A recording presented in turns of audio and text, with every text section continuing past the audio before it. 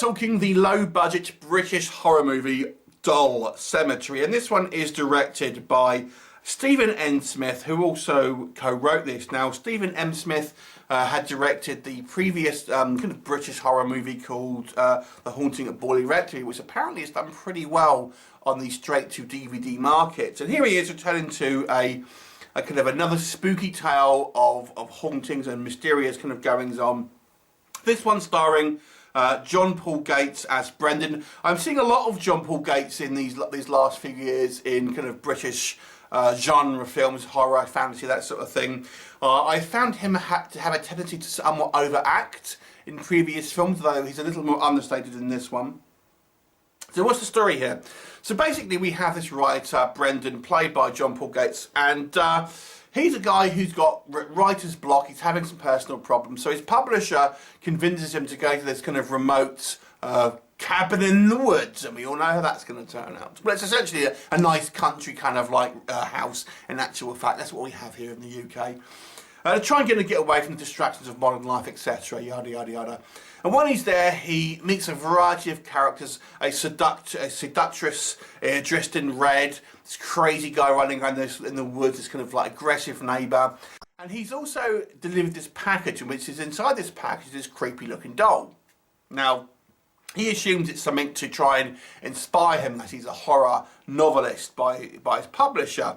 But it turns out this doll is actually alive, or at least, you know, some type of kind of like demonic entity or creature or something along the lines of that. And comes alive, and it turns out to be more of like a slasher, and decides he wants to kind of kill a variety of people with a hammer to the head and you know, dispatch them in gruesome fashion. And what does this all mean? You'll have to watch the movie to find out. Let me just say, this movie obviously has very kind of like broad horror influences. The fact that it's called Doll Cemetery is clearly trying to kind of have ties to the Pet Sematary movie that came out, although there's no real cemetery here.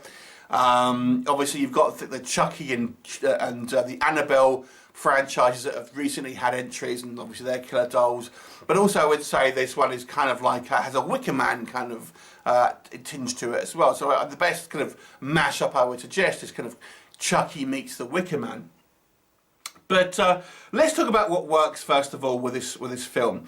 I do feel that this movie, a little bit like the kind of The Haunting of Borley Rectory, is told like a kind of a folk tale. It's kind of a very British and kind of gentle kind of horror film in a lot of ways, and tells a kind of like, you know, it's one of these things you can imagine reading in a kind of a you know, an old book and stuff like that. So it definitely has this kind of like this old school kind of folk tale feel to it, which is, I think, is uniquely British in a lot of ways.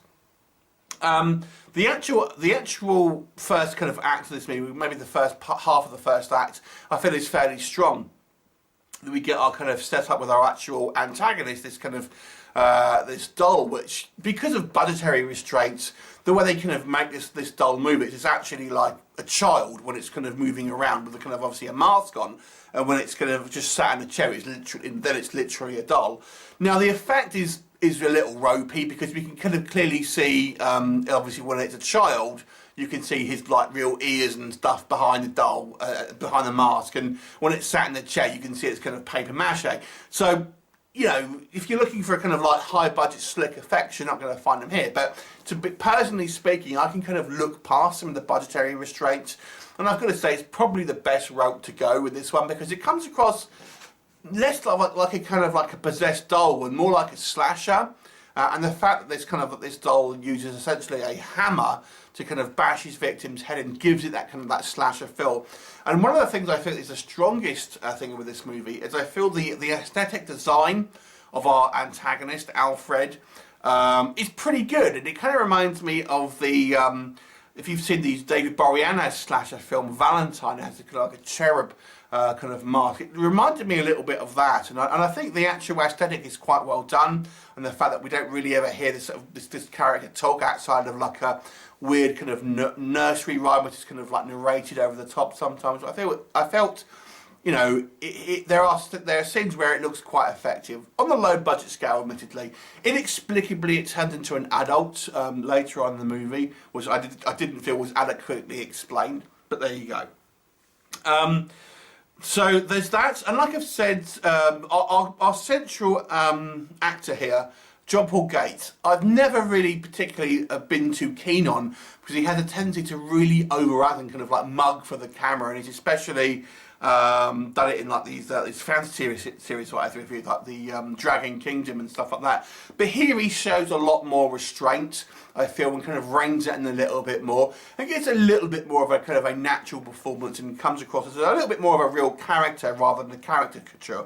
I do feel there's still an element of somewhat overacting in certain scenes, but I feel, to be quite honest with you, if I hadn't seen this work before, I felt he would have been perfectly acceptable in this kind of role here. And to be fair, you know, other actors here I feel do an adequate job. Again, it's fairly low budget acting, but I feel it's passable for a kind of a straight to kind of DVD movie. And then I feel the movie is somewhat ambitious in its plot here. You know, having somewhat of a mystery as to kind of the film progresses, about, you know, peeling off layers about what's actually kind of going on and what it all means and who's involved and things like this.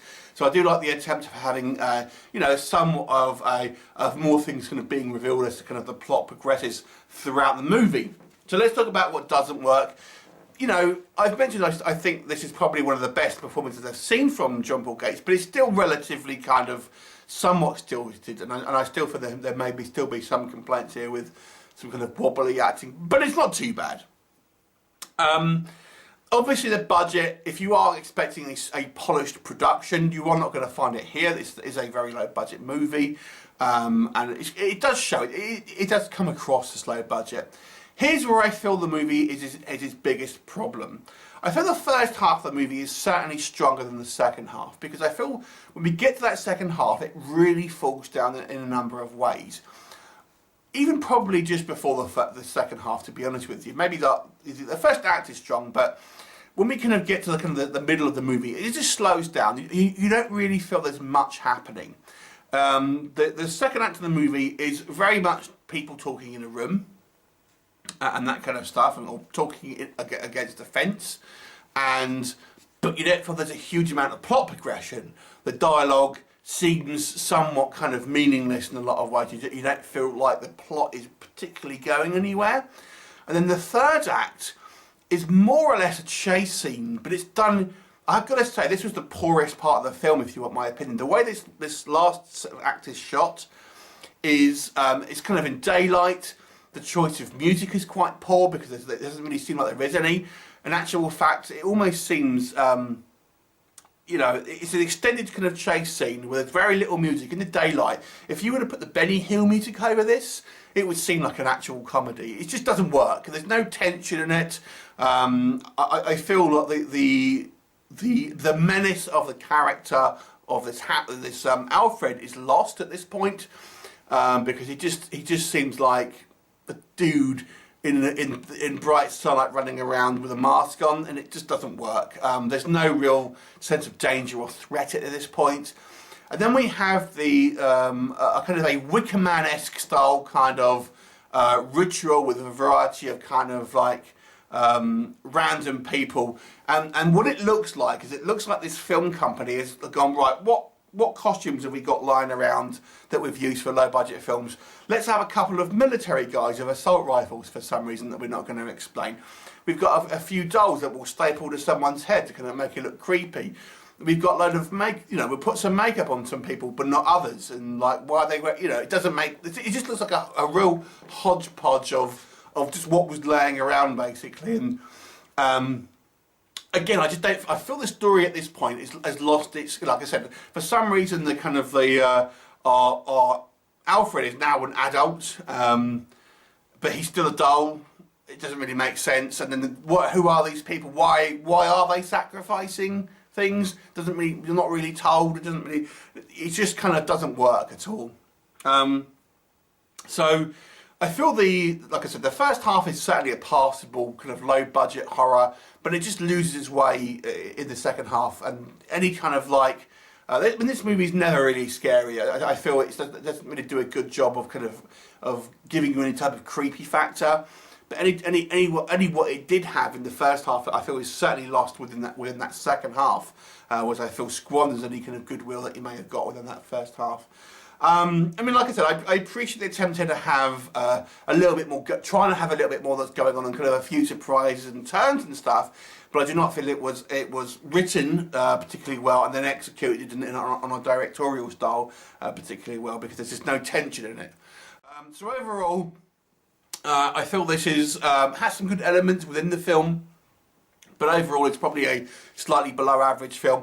So I'm going to give this one a 4 out of 10. Have you seen it? What do you think of it? Leave me a comment and I'll look forward to seeing you next time. Bye for now.